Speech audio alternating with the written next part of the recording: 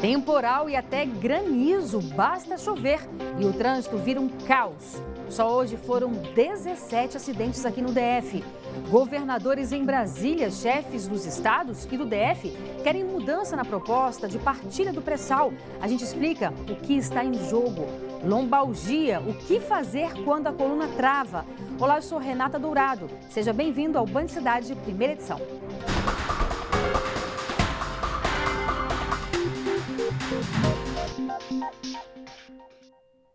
E a gente começa o Band Cidade primeira edição falando de política. Terça-feira de reuniões para decidir como vai ser repartido o dinheiro do leilão do pré-sal, que nem aconteceu ainda. Parlamentares e governadores não conseguem chegar a um acordo sobre o destino de uma parte dos 106 bilhões de reais que o governo espera arrecadar no próximo mês. Deputados e senadores contam com mais emendas para aprovar reformas. Já os governadores esperam mudanças na partilha. A proposta atual prevê uma parcela maior para as regiões Norte e Nordeste, historicamente mais pobres. O assunto foi tema de mais um fórum de governadores hoje de manhã. Os representantes dos estados e do DF tentavam buscar um entendimento para temas que estão sendo debatidos no Congresso Nacional.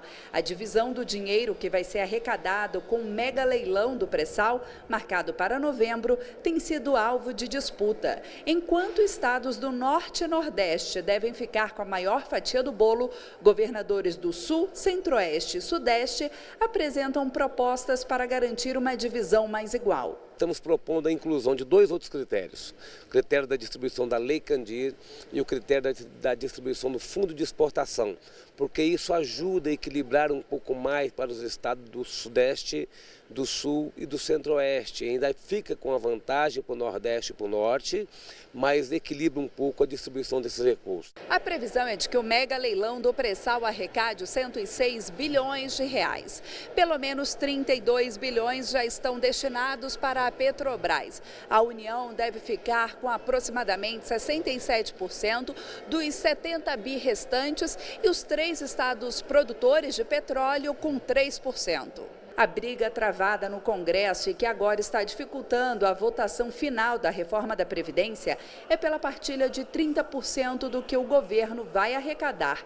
Discussão que saiu do Senado e está nas mãos dos deputados. Nós esperamos que a Câmara haja para que nós possamos ter essa votação ou que o governo possa arbitrar esta negociação entre Senado e Câmara para que nós tenhamos uma medida provisória que poderia entrar em vigor imediatamente. Como uma das exigências dos senadores para aprovar a reforma é o repasse de emendas, dinheiro usado para obras nos redutos eleitorais dos políticos, o ministro Paulo Guedes defendeu a seguinte divisão: dos 70 bilhões de reais, 10% iriam para os estados, 10% para os municípios e os outros 10% para os parlamentares.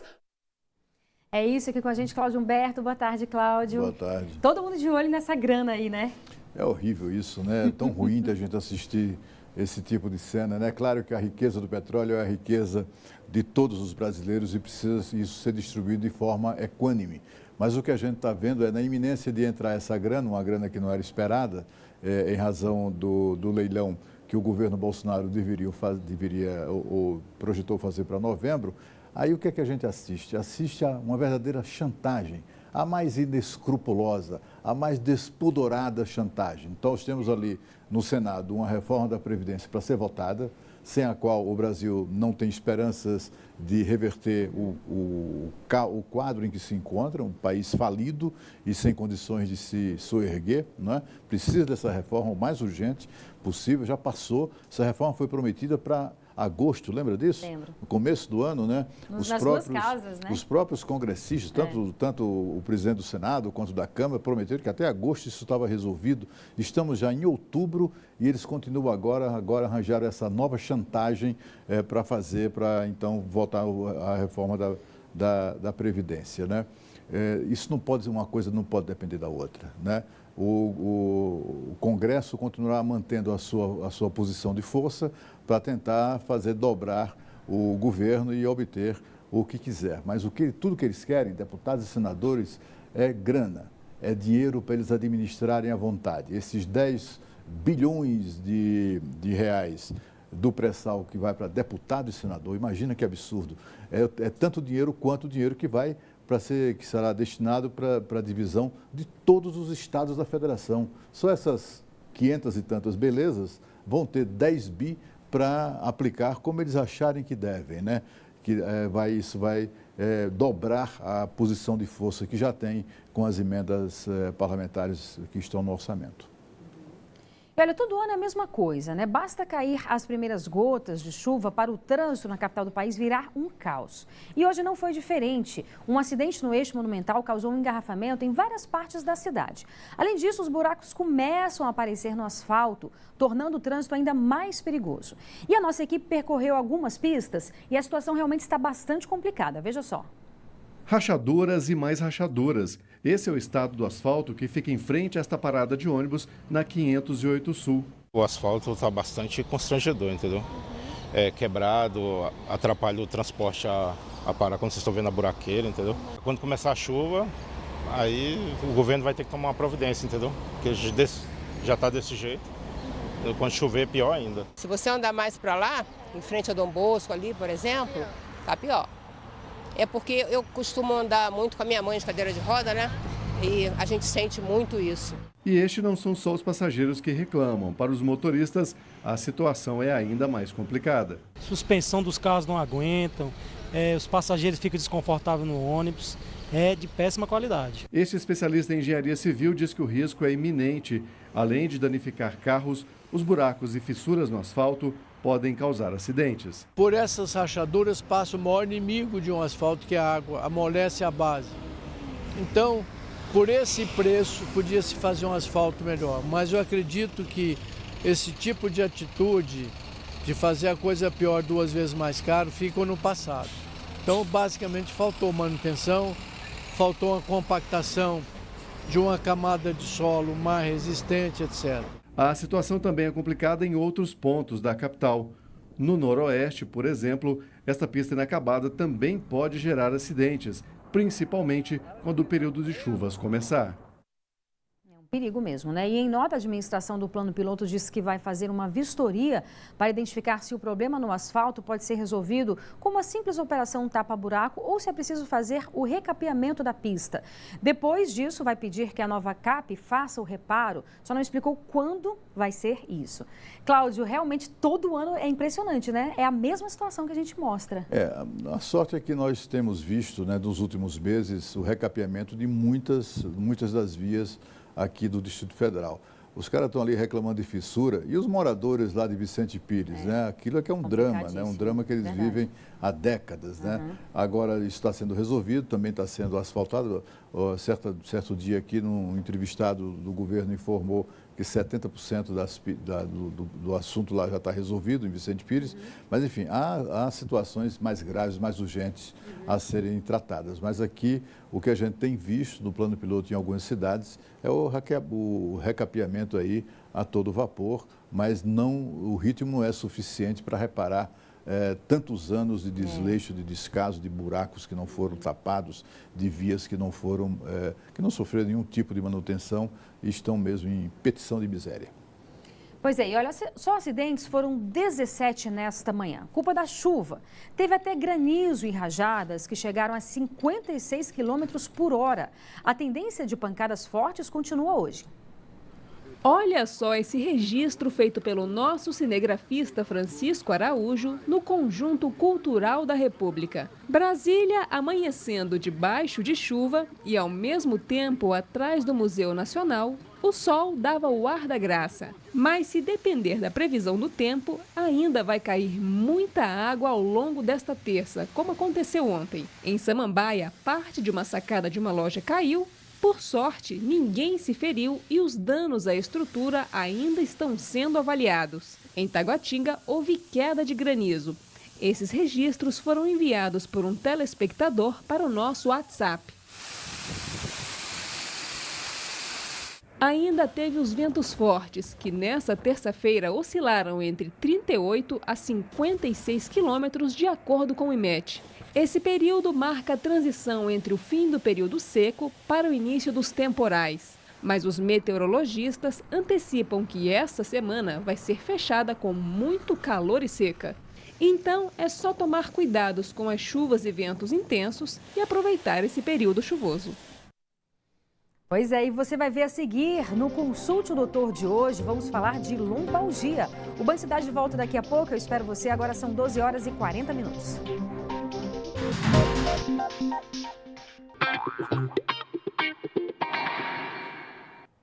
Olha, fazer exercícios regularmente e se alimentar bem são a resposta para quase todos os problemas de saúde hoje em dia, né?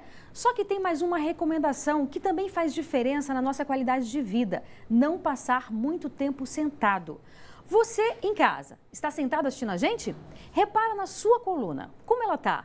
Pois é, sentar de forma incorreta pode levar à lombalgia, uma lesão comum e perigosa. Aqui ao meu lado a gente conversa agora com o Dr. Diego Vendruscolo, especialista em coluna. Doutor, muito obrigada pela sua participação aqui, Obrigado, viu? Renata. Vamos explicar o que é a lombalgia? Claro, lombalgia é um conjunto de sintomas da coluna lombar e pode ser ocasionado por várias coisas. Por exemplo, assim, uma lesão do tendão, uma lesão muscular, uma lesão óssea ou até mesmo uma lesão do disco. Nossa, então qualquer dor que eu sinta na minha coluna, eu posso dizer que é lombalgia? Perfeito. Não é o meu caso, graças a Deus, eu posso dizer que é lombalgia. Então, o tratamento vai depender exatamente da causa? Isso. Então, primeiro deve-se investigar a causa para depois a gente partir para o tratamento. Mas, como você falou, o exercício físico é uma das melhores formas de tratamento que a gente tem para a lombalgia. E a questão toda é ficar sentado. Hoje em dia nós estamos ficando muito tempo sentados. É verdade. E isso força muito a coluna. E a pessoa, portanto, que tem que ficar horas sentadas, né? São vários trabalhos que exigem isso da pessoa. Qual é a recomendação para essa pessoa? O exercício físico o senhor já falou, mas, por exemplo, ela levantar com alguma periodicidade, sei lá, de 2 em 2 horas, de 1 hora, não sei. Isso também faz Então, diferença? agora vamos às dicas, então. Ótimo. O que vale a pena fazer, assim, cada mais ou menos 1 hora sentado, levanta e vai pegar uma água. E tenta deixar a garrafinha mais longe, para ter que caminhar um pouquinho. Boa. E fazer alongamentos. A pessoa pode fazer os alongamentos em casa. Hoje na internet tem muitos recursos. Você mesmo pode fazer, levantar e fazer os alongamentos você mesmo. Tá? Então é bem simples mesmo, não tem nada muito complexo. E isso ajuda a fazer o que? Fortalecer o abdômen e as costas e com isso tirar a sobrecarga dessas estruturas. Certo. E além disso, como a gente falou, o exercício físico de fato ele é fundamental? O exercício físico é fundamental. A musculação, o pilates? Aí começa a entrar vários níveis de discussões, mas o principal é assim, fazer exercício é bom, é melhor alongar do que fortalecer. Certo. E quanto mais alongamento, mais fortalecimento abdominal, menos dor nas costas. Muito bem, então, doutor. Muitíssimo obrigada, Imagina. Viu? Boa tarde. E olha, 2 julgamentos que devem afetar diretamente os processos da Lava Jato podem acontecer ainda neste mês no Supremo Tribunal Federal. As ações se referem à prisão em segunda instância e a réus delatores. Entenda na reportagem. A prisão após condenação em segunda instância pode voltar a dominar as discussões no Supremo Tribunal Federal nos próximos dias. O tema seria levado ao plenário em abril deste ano, a pedido da Ordem dos Advogados do Brasil, mas a própria OAB solicitou o adiamento para estudar melhor a ação. O presidente do Supremo já havia sinalizado que a ação só seria debatida em 2020, mas voltou atrás. Agora o ministro Dias Toffoli não descarta que o julgamento entre na pauta de outubro. Em 2016, com um placar apertado de 6 votos a 5, o Supremo autorizou que o réu condenado pela Justiça de segundo grau começasse a cumprir a pena imediatamente. No ano passado, a decisão virou alvo de uma série de questionamentos após a prisão do ex-presidente Lula. O petista foi condenado pelo Tribunal Regional Federal da 4ª Região por corrupção passiva e lavagem de dinheiro no caso do triplex do Guarujá. Este criminalista acredita que alguns ministros podem rever o posicionamento. E nesse caso, a prisão após a segunda instância não seria mais legal? Não seria mais legal, mas teríamos aí, a grossíssimo modo, uma prisão após a terceira instância. E aí teríamos, então, não esperaria o trânsito em julgado, mas poderia ter uma terceira discussão sobre o caso. O Planalto tenta, por meio do pacote anticrime do ministro da Justiça, Sérgio Moro, transformar em lei a prisão dos condenados em segunda instância. Parlamentares da base governista veem com preocupação uma possível mudança de entendimento do Supremo. A sociedade não tem que estar suportando ter bandidos, muitas vezes perigosos, já julgados na segunda instância, oferecendo risco para a sociedade. Quem é julgado na segunda instância, inicie imediatamente o cumprimento da pena. Dias Toffoli também sinalizou que a corte deve retomar este mês a análise dos processos com colaboração premiada.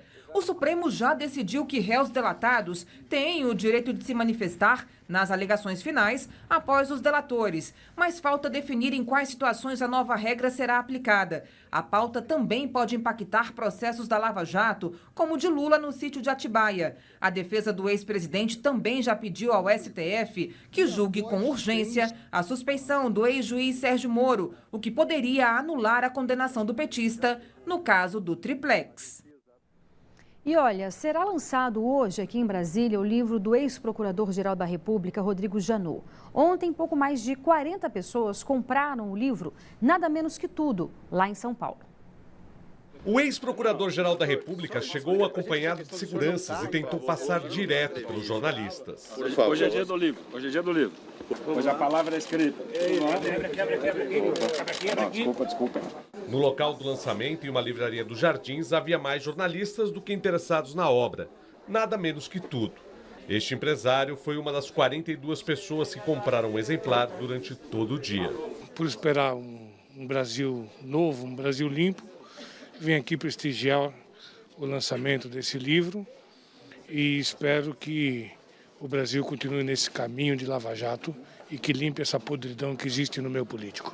Em entrevistas, Rodrigo Janot disse que foi ao STF para matar o ministro Gilmar Mendes. Mas no dia em que isso teria acontecido, ele não foi à corte, pois estava em Minas Gerais. A informação é da Força Aérea Brasileira, que cedeu uma aeronave para o compromisso de Janot em Belo Horizonte. E o próprio Supremo Tribunal Federal confirmou que a Procuradoria-Geral da República, no dia citado por Janot, era representada pelo segundo na hierarquia da instituição.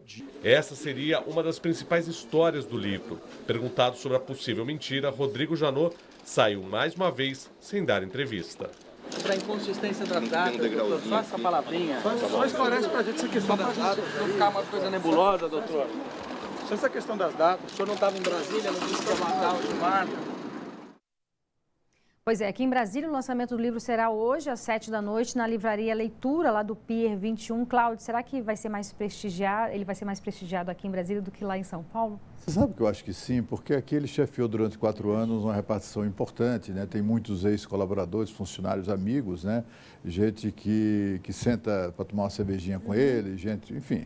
Eu tenho a impressão que sim, deve ser melhor o desempenho, porque em São Paulo ontem, minha gente, foi um fracasso constrangedor. Para você ter uma ideia, na mesma livraria da Vila, onde foi realizado o lançamento do livro de Rodrigo Janot, no andar de cima, para quem conhece a livraria, estava sendo lançado um outro livro sobre, imagine, direito comercial. Não tem nada menos atraente do que isso, né? Pois bem, aquele outro lançamento vendeu mais de 300 livros, assim, num período de 1 hora, enquanto o lançamento de Janot foi o fracasso que se verificou. Lendo a notícia desse fracasso, hoje o governador Ibanez Rocha, que é autor de uma representação para caçar o direito de Janot de advogar, disse que ele semeou a discórdia e agora está colhendo o abandono. E você vai ver a seguir, Zoológico se defende e garante não houve negligência no caso da morte da tigresa Maia, o 10º caso só este ano. O Band Cidade volta daqui a pouco, eu espero você. Agora são 12 horas e 56 minutos. Foi liberado hoje para consulta o 5º lote de restituição do Imposto de Renda 2019. O dinheiro entra na conta dos mais de 2 milhões de contribuintes no próximo dia 15, totalizando mais de 3 bilhões de reais. Para fazer a consulta, o contribuinte pode entrar no site receita.economia.gov.br ou ligar no Receitafone, o número é 146. E a polícia prendeu 2 suspeitos pelo assassinato de um jovem no Deck Sul na madrugada do sábado. Agora os agentes buscam os outros envolvidos no crime.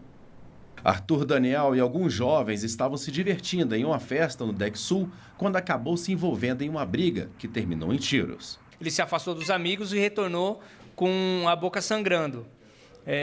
Nisso ele já informou que teria sido agredido, até chamou uns amigos para dar um revide, mas antes mesmo que ele saísse em busca dos seus agressores, estes vieram até onde ele estava e voltaram a lhe agredir.